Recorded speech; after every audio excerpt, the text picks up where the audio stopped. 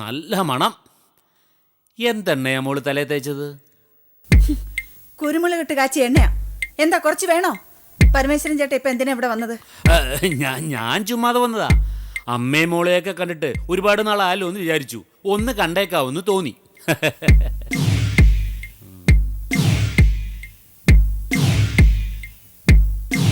നിനക്കിതുവരെ സ്വർണ്ണവളയൊന്നും വാങ്ങി തന്നില്ലേ വിശ്വംഭരൻ? ഇയാളെ കിട്ടുന്ന കാശ് മുഴുവൻ എവിടെ കൊണ്ട് കളയുന്നു? ദാ നിന്റെ അച്ഛനെ നീ തന്നെ ഒന്ന് മൂക്കേറിട്ടേക്കണം മോളെ. എന്റെ അച്ഛൻ കിട്ടുന്ന കാശൊക്കെ ഇവിടെ തന്നെ കൊണ്ട് തരുന്നുണ്ട്. അതൊക്കെ പറഞ്ഞാൽ നിന്റെ കുഞ്ഞു മനസ്സ് വിഷമിക്കും.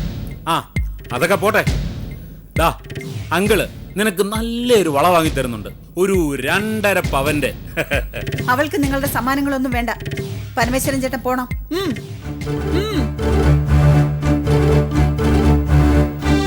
നിക്ക്.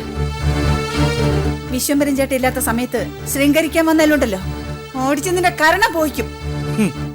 നീ അത്ര വലിയ പതിവ്രതൊന്നും ആകണ്ട കേട്ടോ, എല്ലാം എനിക്കറിയാം. മേലിൽ ഈ പടി ചവിട്ടിയാൽ ഒന്ന് നിന്റെ കാല് രണ്ടും ഞാൻ വെട്ടും. ഉമ്മയും പെങ്ങളെയും തിരിച്ചറിയാൻ വയ്യാത്ത പട്ടി. എന്താ എന്താ ഇവിടെ? പരമേശ്വര, എന്തു പറ്റി? പറ്റിയതോ? വിശ്വംഭരൻ ചേട്ടാ, ആളെ അറിഞ്ഞു വേണം കൂട്ടുകാരനാക്കാൻ. ഈ മനുഷ്യൻ ചേട്ടനെ സഹായിച്ചത് ചേട്ടനോടുള്ള സ്നേഹം കൊണ്ടൊന്നുമല്ല.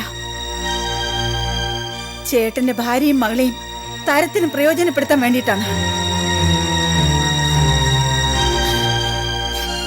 എല്ലാം എന്റെ തെറ്റാ. വെറുതെ ആണുങ്ങൾ തമ്മിൽ വഴക്കുണ്ടാകാൻ ഞാൻ കാരണമാകരുതെന്ന് വിചാരിച്ച് പലതും ഞാൻ മറച്ചു. പക്ഷേ ഇന്നിപ്പോ ഈ തള്ളയില്ലാത്തവൻ കയറി വന്ന്. എടാ പരമേശ്വര, ഞാൻ കേട്ട സത്യമാണോന്ന്? എടാ, വിശ്വസിച്ച കൂട്ടുകാരനെ ചതിച്ച് നിന്നെ ഞാൻ വച്ചേക്കില്ലടാ. ഇന്ന് ഞാൻ നിന്നെ കൊല്ലൂടാ. ഇനി ഇയാളുമായുള്ള ബന്ധം അവസാനിപ്പിച്ചാൽ മതി. തല്ലും കൊല്ലും ഒന്നും വേണ്ട. ഇല്ല, അവസാനിപ്പിച്ചു. പരമേശ്വര, ഇനിമേൽ നിനക്ക് വിശ്വംഭരനൊരു സുഹൃത്തില്ല. നമ്മൾ തമ്മിൽ പങ്കുവെച്ചോടോ ഇല്ല. ഇന്ന് നമ്മൾ പിരിഞ്ഞു. മേലിൽ നീ എന്റെ മുമ്പേ വന്നേക്കരുത്. നിന്റെ വർഷാപ്പിലുള്ള ഷെയർ ഒരാഴ്ചക്കുള്ളിൽ ഞാൻ തിരിച്ചു തരും. കേട്ടോടാ ചേട്ടേ, ഇറങ്ങി പോടാ.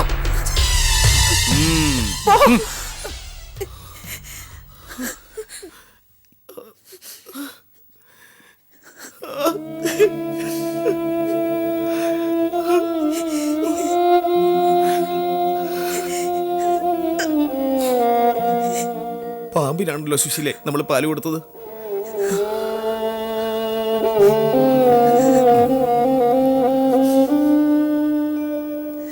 നമുക്ക് വർഷാപ്പ് വിൽക്കാം.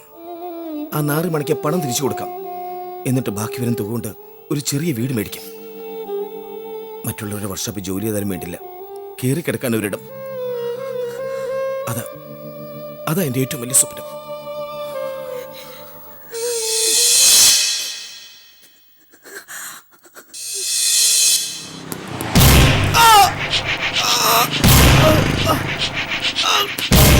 അയ്യോ ദൈവമേ, അച്ഛാ. അയ്യോ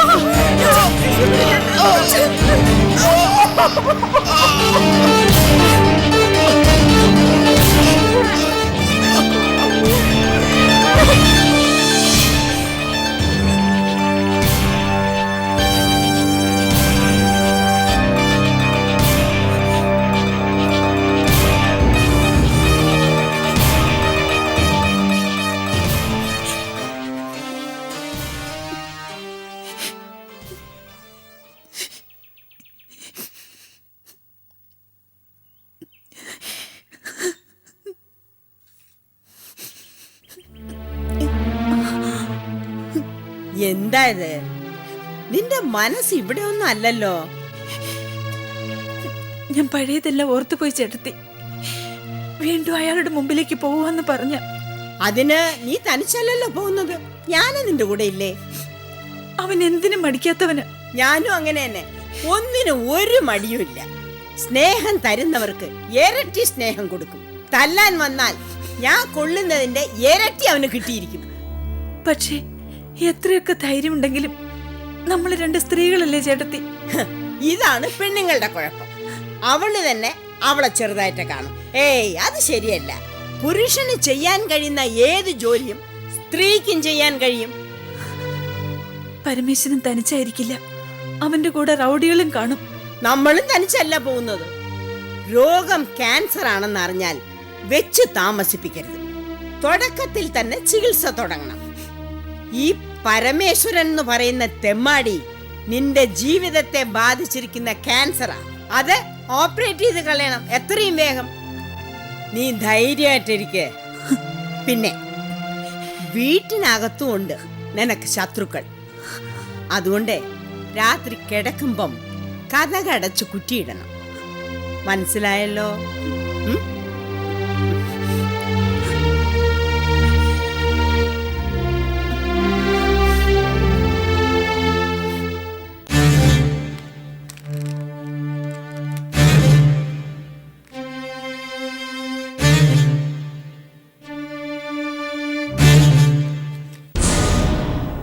ചേട്ടത്തി, എനിക്ക് പേടിയാവുന്നു.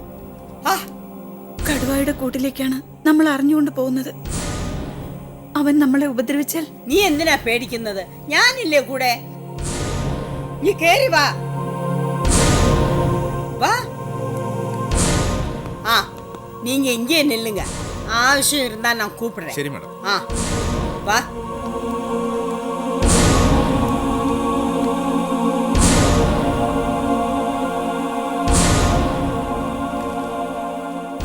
ആ എന്താ മടിച്ചിരിക്കുന്നത്?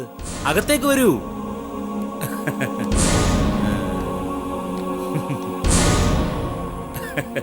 വളരെ ഓ സന്തോഷം. സുശീലേ, വാ. ആ സുശീല വരൂ.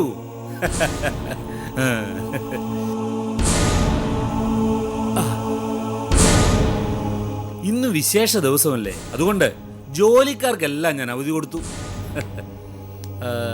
ഇതാരാ കൂടെ? ഓ, ഇവനാണോ കോയമ്പത്തൂർ വിശാലാക്ഷി അമ്മാൾ? കേട്ടിട്ടുണ്ട് കേട്ടിട്ടുണ്ട്. വന്നാട്ട് വന്നാട്ട് ഇരുന്നാട്ട്. ആ പിന്നെ എന്തുണ്ട് സുശീലെ വിശേഷങ്ങൾ? സുഖമായിരിക്കുന്നല്ലോ അല്ലേ? എത്ര നാളായി കണ്ടിട്ട്. സത്യം പറഞ്ഞാൽ സുശീലെ കണ്ടിട്ട് പെട്ടെന്ന് എനിക്ക് മനസ്സിലായില്ല. പഴയതിലും ചെറുപ്പമായിരിക്കുന്നു. ഇപ്പൊ കണ്ടാൽ ഉള്ളതിൽ ഒരു 10 വയസ്സ് കുറച്ചേ പറയൂ. 20 വയസ്സായ ഒരു മകളുടെ അമ്മയാണ് ഞാൻ. അതുകൊണ്ട് ഇക്കാര്യത്തിൽ മുഖസ്തുതിയൊന്നും വേണ്ട. മുഖസ്തുതി അല്ല സുശീലേ, ഇത്രയും പ്രായമുള്ള ഒരു മകളുണ്ടെന്ന് കണ്ടാ പറയില്ല കേട്ടോ. ആ അത് മറന്നു. സുഭദ്രയെ കൊണ്ടുവരാൻ എന്താ? അവൾ ഒരു കൊച്ചു മിടുക്കി തന്നെയാണേ. വിശ്വംഭരനും ഞാനുമായി എങ്ങനെ കഴിഞ്ഞതാ? വിശ്വംഭരന്റെ മകള് എന്റെ മകള് തന്നെ. പരമേശ്വര, ഓ. ഞങ്ങൾക്ക് പോകാൻ ധൃതിയുണ്ട്. നമ്മൾ വന്ന കാര്യം സംസാരിച്ചിട്ട് പിരിയാം. അതാ നല്ലത് രണ്ടു കൂട്ടർക്കും. സംസാരിച്ചോ സംസാരിച്ചോ. അപ്പോഴ് എന്തിനാ സുശീല വന്നത്? നിങ്ങളല്ലേ എന്നെ വിളിച്ചത്, സംസാരിക്കാനുണ്ടെന്ന് പറഞ്ഞത്. ഛേ, എന്തിനായിരുന്നത്? ഓ ഛേ, മറന്നുപോയി. അപ്പോ ഡിമെൻഷ്യ എന്ന അസുഖം തുടങ്ങിയെന്നർത്ഥം. പരമേശ്വരനെ കണ്ടാൽ ഉള്ളതിലും 10 വയസ്സ് കൂടുതൽ തോന്നും കേട്ടോ. വിളിച്ചതേ നമ്മൾ ആ കേസ് പിൻവലിക്കുന്ന കാര്യത്തിനല്ലേ. ആ കള്ളക്കേസ്, സുശീലയ്ക്കെതിരെ കൊടുത്ത കള്ളക്കേസ്. കള്ളക്കേസോ? മുഴുവൻ രേഖകളും എൻ്റെ കയ്യിലുണ്ട്. ദേ, കോയമ്പത്തൂരെ ഗുണ്ടായിസൂടെ വേണ്ട കേട്ടോ. എന്നെ അപമാനിക്കാൻ ശ്രമിച്ചാലുണ്ടല്ലോ, രണ്ടിനെയും വെട്ടി കണ്ടിക്കും ഞാൻ.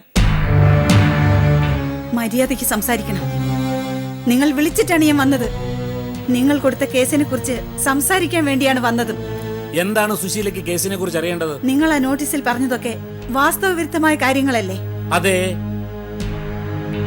കേസ് കൊടുക്കുമ്പോ സത്യസന്ധമായി കൊടുക്കാൻ പറ്റില്ലല്ലോ. എനിക്ക് ജയിക്കണം. ചേട്ടത്തി, ഇയാളോട് സംസാരിക്കുന്നത് സമയം കളയുന്ന ഏർപ്പാടാണ്. നമുക്ക് പോവാം. എനിക്ക് ഇയാളോടൊന്നും സംസാരിക്കാനില്ല. അയ്യോ, പിണങ്ങിപ്പോലെ സുശീലേ. ഹാ, ഇരിക്കേ, നമുക്ക് സംസാരിക്കാം. ആ ഇരിക്കുന്നേ.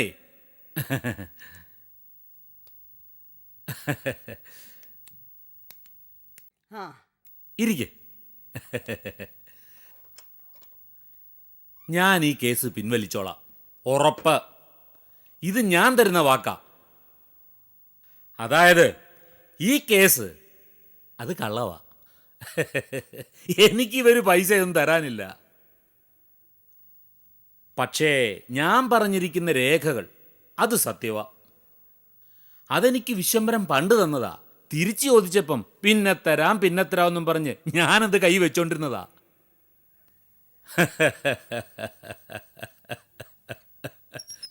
എന്തിനാ ഞാൻ അങ്ങനെ ചെയ്തതെന്ന് നിങ്ങൾ ചോദിക്കും. എനിക്കറിയാമായിരുന്നു ഇതിൻ്റെ ആവശ്യം വരുമെന്ന്. കാരണം വിശ്വംഭരന് പൈസ കടം കൊടുക്കുമ്പോൾ എനിക്കൊരു ലക്ഷ്യമുണ്ടായിരുന്നു. അത് തുറന്നു പറയുന്നതിൽ വിശാലാക്ഷിയമ്മാൾ വേറൊന്നും വിചാരിക്കരുത്. ഈ സുശീലയാണത്.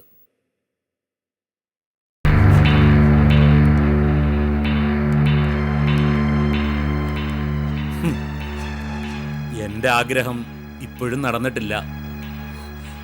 ആ ആഗ്രഹം ഇപ്പോഴും മനസ്സിൽ നിന്ന് പോയിട്ടുമില്ല. സുശീലേ, എന്നെ നീ വിശ്വസിക്കണം. ഞാൻ ഈ കേസ് കൊടുത്തത് പൈസയ്ക്ക് വേണ്ടിയിട്ടൊന്നുമല്ല. എൻ്റെ അടുത്തേക്ക് നിന്നെ വിളിപ്പിക്കാൻ വേണ്ടിയാ. കേസ് കൊടുക്കുമ്പോൾ നീ വരും, അത് പിൻവലിക്കാൻ ആവശ്യപ്പെടും. അപ്പൊ എനിക്ക് വീണ്ടും എൻ്റെ ആഗ്രഹം ഓർമ്മിപ്പിക്കാം. നിക്കടേ, அவன் പറയട്ടെ. பாவம், தங்கமான மனசு. அவன் ஆசையை சொல்றான், சொல்லட்டுமே. இருடி പരമേശ്വര, ചൊല്ലടാ, ചൊല്ല്. ഞാൻ കൂടുതൽ വളച്ചു കിട്ടുന്നില്ല. ഞാൻ കേസ് പിൻവലിക്കാം. പക്ഷേ സുശീല അവൾ എൻ്റേതാകണം. എന്ന് വെച്ചാ എന്നെ വിവാഹം കഴിക്കണം. വിശ്വംഭരൻ ചത്തല്ലോ. ഇല്ലെങ്കിൽ നീ കേസ് കൊടുക്കുമോ? ആ, കൊടുക്കും. ഞാനേ ഇവളെ മൂക്കൊണ്ട് ഇച്ഛാ എന്ന് വരപ്പിക്കും. ഇതേ ജാമ്യം കിട്ടാത്ത വകുപ്പാ. ഓ, അത് ശരി.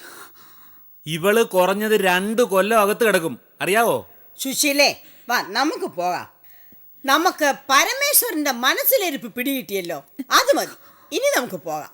ബാക്കിയൊക്കെ ചേട്ടത്തി നോക്കിക്കൊള്ളാം. ഒരു നടയ്ക്ക് പോകാത്തവരെ കൈകാര്യം ചെയ്യാൻ കോയമ്പത്തൂർ വേറെ ചില മാർഗങ്ങളുണ്ട്. അതിനൊക്കെ ഇവിടെയും ചില മാർഗങ്ങളുണ്ട് വിശാലാക്ഷി അമ്മാളെ. പിള്ളേരെ, ഇവളെ പൊക്കിയെടുത്ത് അകത്ത് കൊണ്ടുപോകണം. ഇവരെ, ഈ കിളവിയെ തൂക്കിയെടുത്ത് വെളിയിൽ കൊണ്ടുപോകണം. അതിന് നീ ഇനി ഒരിക്കൽ കൂടെ ജനിക്കണോടാ പരമേശ്വര. കപാലേ, രംഗ, വടാങ്ക. டேய், இவனை தூக்கி எடுத்து உள்ள படுற. கோயம்புத்தூர் ஸ்டைல் என்னன்னு காட்டி கொடுங்கடா.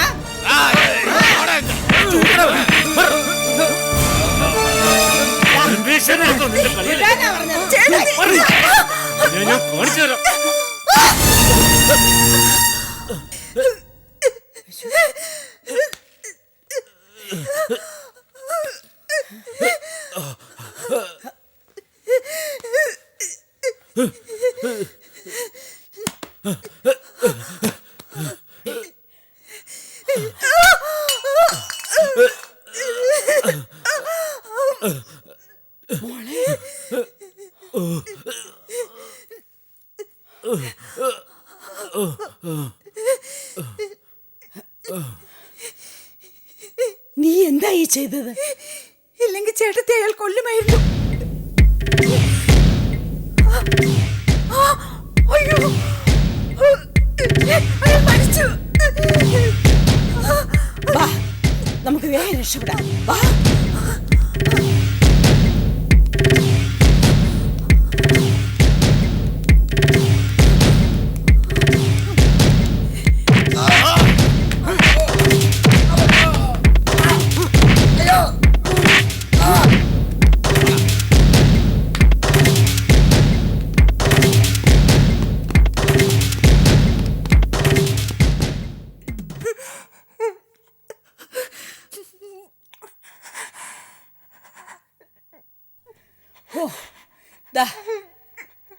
മതി. ഓ, എന്റെ ജീവൻ പോയി. അമ്മായി, എന്ത് സംഭവിച്ചേ? എനിക്ക് പേടിയാവുന്നു. അമ്മേ, സുശീലേ എഴുന്നേക്ക്. ദേ, കുറച്ച് വെള്ളം കുടിക്ക. സാരമില്ലടി, നീ വിഷമിക്കാതെ. നമുക്ക് വേണ്ടതുപോലെ ചെയ്യാം. വക്കീലിനെ വിളിച്ച് ഞാൻ കാര്യം പറയാം. നീ പേടിക്കണ്ട. എന്തമ്മേ എന്താ ഇങ്ങനെ നോക്കുന്നേ? എനിക്ക് പേടിയാവുന്നു. അമ്മയ്ക്ക് മാപ്പ് തരൂ സുഭദ്ര. ഞാൻ വലിയൊരു കുറ്റം ചെയ്തു. പക്ഷെ ഞാൻ മനഃപൂർവ്വം ചെയ്തതല്ല. ദൈവം എന്നെ കൊണ്ട് ചെയ്യിക്കായിരുന്നു. അതെ, നിന്റെ ഭർത്താവിനെ കൊന്ന് നിങ്ങളുടെ കുടുംബം തകർത്ത പരമേശ്വരൻ നിന്റെ കൈ കൊണ്ട് തന്നെ മരിച്ചു. ഒരു തരത്തിൽ അത് ദൈവം ചെയ്ത നീതിയാ. എന്താ അമ്മേ പറയുന്നേ? അമ്മായി എന്റെ അമ്മകളെ കൊന്നോ? എന്റെ അച്ഛനെ കൊന്ന പരമേശ്വരൻ മരിച്ചു എന്നോ?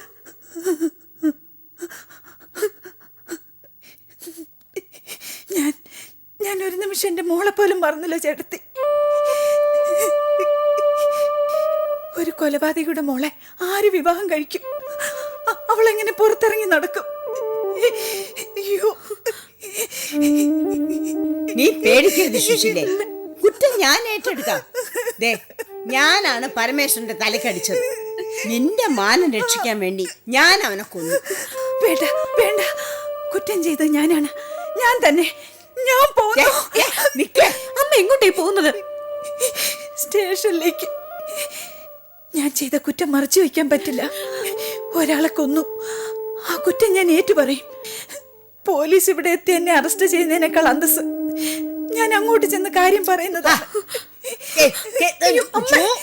ഞാൻ പറയുന്നത് കേക്ക്. ഒരു വക്കീലുമായിട്ട് ആലോചിച്ചതിന് ശേഷം പോലീസിന് കീഴടങ്ങുന്നതാണ് ബുദ്ധി. അമ്മായി പറയുന്നതിലും കാര്യമുണ്ടമ്മേ.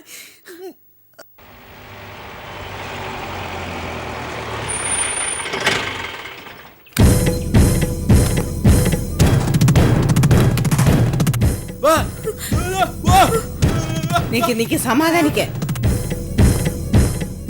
ഇരുടാ അവസരപ്പെടാതെ.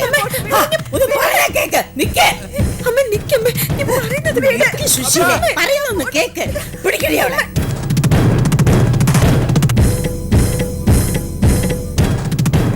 സുശീലേ, പറയണത് കേക്ക്. ഞാനാ സാറേ അയാളെ കൊന്നത്. സുശീലേ,